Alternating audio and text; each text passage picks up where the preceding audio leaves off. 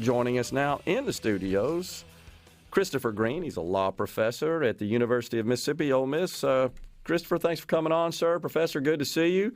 First time I think you've been in the studio live with us. Appreciate that. Good to finally meet you in person. Yeah, absolutely. So, obviously, the big news of the day broke overnight. I think the first notification I got was from Politico, the media organization that I think broke the story because the so-called leak evidently came into their hands before any other media outlet, and they were quick to post that and get that up, including the actual draft of the document itself. This is just a little. So I'm disturbed that we have a leak. Should I be concerned as an American citizen? Does this sort of violate the sanctity of the court? Let's talk about that before we talk about the content of the decision, or apparent decision itself.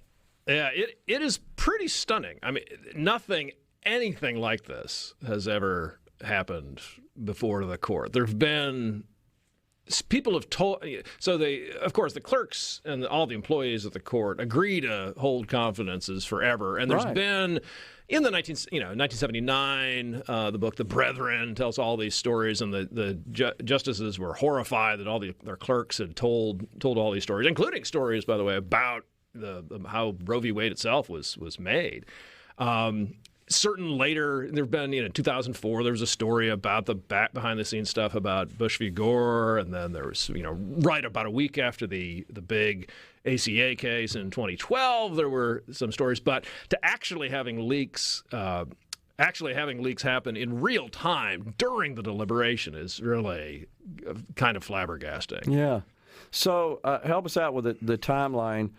Was the court, had it completed all deliberations? Had it heard all arguments? Yeah, so last week was at the end of April, they finish up their oral arguments for the term. Okay. And then that's when they really buckle down to be writing. So they're writing. And the deadline for finishing all the majority opinions is always, I think, around June 1st. So those things that they just heard last week, they have about a little over a month to write up the initial draft. Dobbs was argued in December, so they have, kind of working backward, they have about 7 months to get the majority written, to get the dissents, to get the counter arguments to the dissents.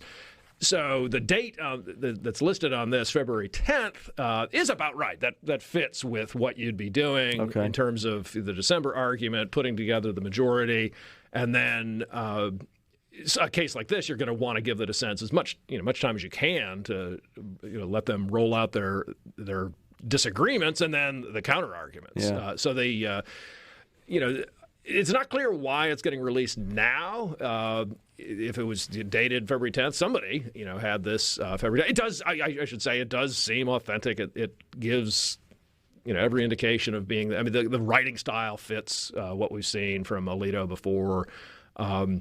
Nothing too flashy, kind of a few small, little tiny bits of wit, but I mean, he was nothing like Justice Scalia or Justice Kagan, where they kind of pepper it with jokes much more frequently. It's their personality. Yeah. So you look at it like, this is, and just the details of everything. Yeah.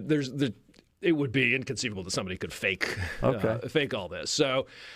They release they initially write up the majority opinion. They'll circulate it around to the justices in the majority, making sure it really is an opinion of the court. And then, so this, it's titled opinion of the court, so it's got 5 votes.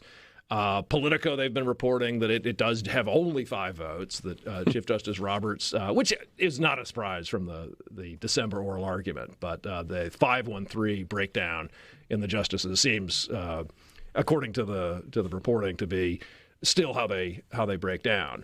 But at some point in the drafting of the dissents or the circulation of whatever materials they've done, it got in the hands of somebody who decided to send it to the press. And you can kind of imagine different motives from people really on either side. Yeah. You could imagine, people want to, I want to, release it now to make it clear if one of these 5 decides to jump ship, that they did jump ship. So Justice Kennedy in 1992, the spring of 92, changed his mind about overruling Roe.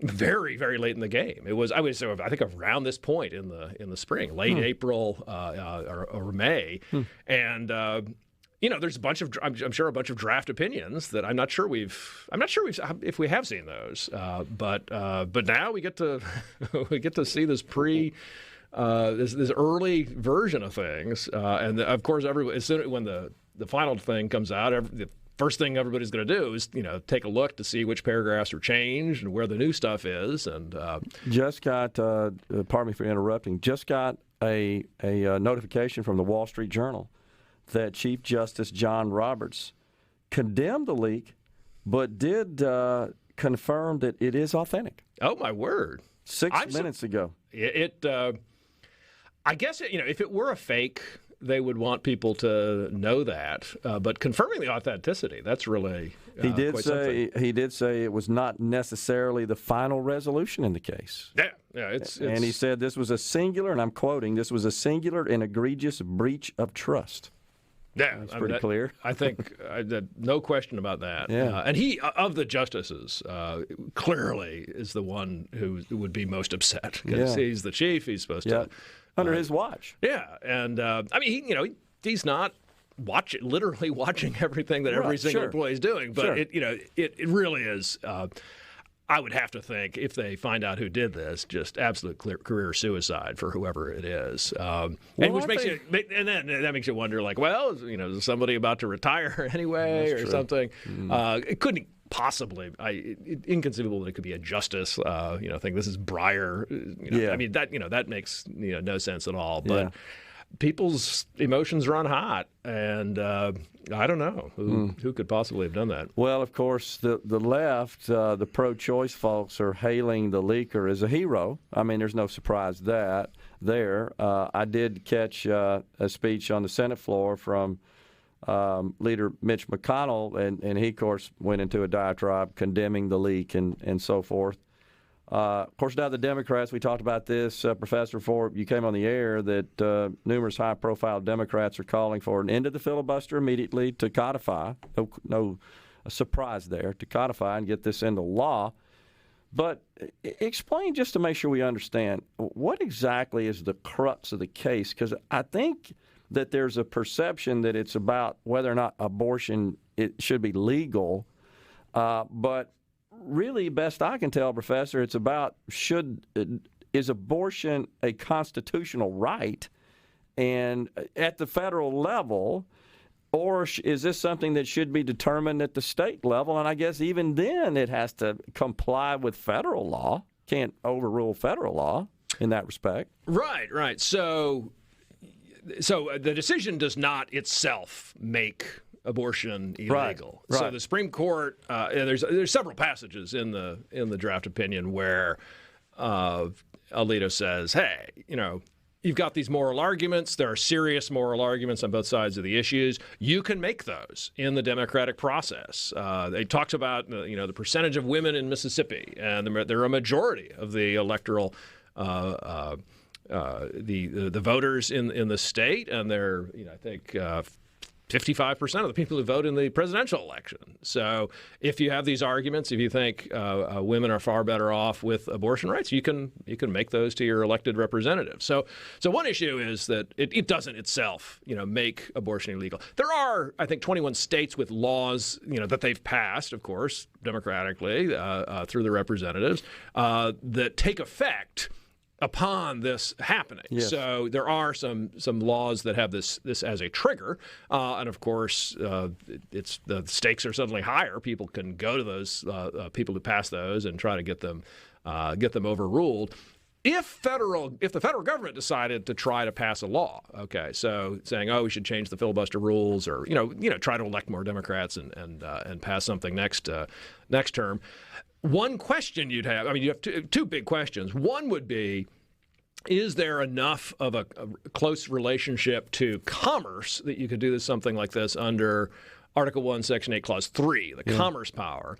Another question would be, is this a close enough question under the 14th Amendment that under the 14th Amendment, Section 5, you could say that, making abortion legal is congruent and proportional to the actual Section 1 rights. Got you. And that's going to depend. That second question especially is going to turn on exactly what gets written and how vehemently they express it. And the dissents could cause them to dial it back. We got a break right here, Professor. We appreciate you being in the studio. You come back after the break and dig into this a little bit more. I mean, it's really incredible event happening in our country right now, and it's going to have political ramifications, I believe, as well. Professor Christopher Greene from Ole Miss is our guest in the Element Wealth studio. Stay with us. So we're talking about this leakage of the decision, the apparent decision, on the Roe v. Wade case at the Supreme Court. Christopher Greene, Ole Miss law professor, is our guest. So, all right, Professor, did whomever participate in this leak, assuming it was a leak, I don't know how else we could describe it at this point, are they breaking a law? I suspect they probably are. It'll depend on what kind of documents they have to sign when they become clerks. Like employment contracts, for example? Or? Yeah, I mean, so your standard employment contract that you confidentiality. I mean, a business has got all kinds of trade secrets. Absolutely. So I clerked at the Fifth Circuit, and we signed an oath, and it has a whole bunch of fine print, and I'm not sure I kept a copy of that, but the first day of work, the judge I worked for said, "Now you understand, this is a confidential relationship for the rest of your life. You can't ever tell what these things are." And that year, there was a book that had been published about internal workings of the Supreme Court that really freaked out a lot of people. A book called "Closed Chambers," and he made it very clear: don't you be writing that book? And I mean, my goodness, going to the press with something in process, that's just it's just amazing. Yeah. Well, and then it makes you wonder. Was the justice that was involved, whoever this person clerks for, were they complicit in it? I mean, have we gotten to that point, sadly? It's hard to know. I mean, some of the reporting. So in 2012, the Enfib versus Sebelius case, I think it was just even a few days after that case, Jan Crawford comes out with a report and gives a whole bunch of very, very confidential bits of information that really sound like they're coming not even from the clerks but from the justices themselves. And there were 3 paragraphs in there that you looked at and thought, man, this really sounds like it's written by Justice Kennedy himself. So people reacted to that and thought, like, maybe the justices themselves are, want to get out their spin about what they're thinking. I don't think that's ever been acknowledged.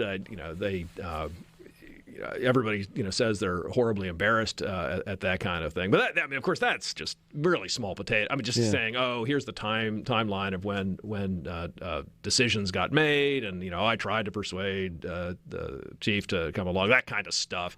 I mean, that's really small potatoes to this. I mean, you're giving the process. You're making the process of writing the dissent an open source project. You're saying, hey, Very world,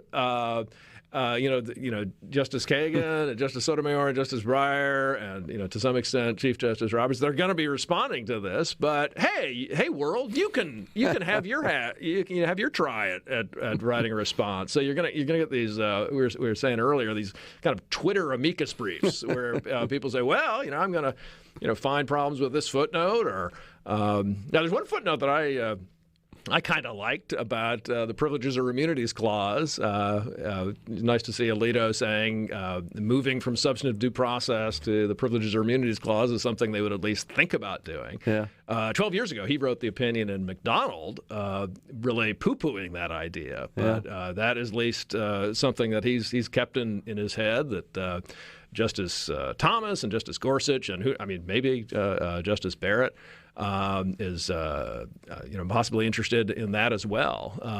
But all the interesting stuff in the opinion really comes in in response to dissents. So, I mean, what I teach is the process of argument and counter-argument. So all the interesting stuff really is still to come. Yeah. But it democratizes or kind of like, yeah. Democratizing isn't maybe the right word. It kind of, just it makes it open source. Yeah. Public domain, essentially. Yeah. So everybody has an opinion. Yeah. Anybody can come in and they got to decide, okay, which of these public comments on this draft are sufficiently prominent that we have to pay attention to them. Wow. And presumably they're at least going to think, well, the ones that the dissent thinks are sufficiently important. But everybody can give Kagan, Sotomayor, and Breyer their advice about how to write the dissent. Mitch McConnell says the FBI needs to investigate and hold whomever accountable. Yeah, is what he said this morning. So they can. I mean, you can do these things kind of from the inside or from the outside. So you can lean on Politico, or you can just go through and bring in every single employee of the court and have them, take a lie detector test or whatever it is they do to figure out whether they're lying these days. Well, this thing, I believe, has got legs for a while. We'll be hearing about it, discussing it, analyzing it, and see where it goes. And then how might this affect the midterms? And one has to believe this was had a political slant to it, politically motivated with the midterms coming up. So we'll see. We'll see. Professor, thanks so much for coming on. Professor Christopher Greene, law school at the University of Mississippi, Ole Miss. Appreciate you coming on, sir. Thanks for your analysis, as always. Thanks again. Middays, we'll take a break right here. We got SuperTalk News, Fox News coming your way. We'll be back in the Element Wealth studios after.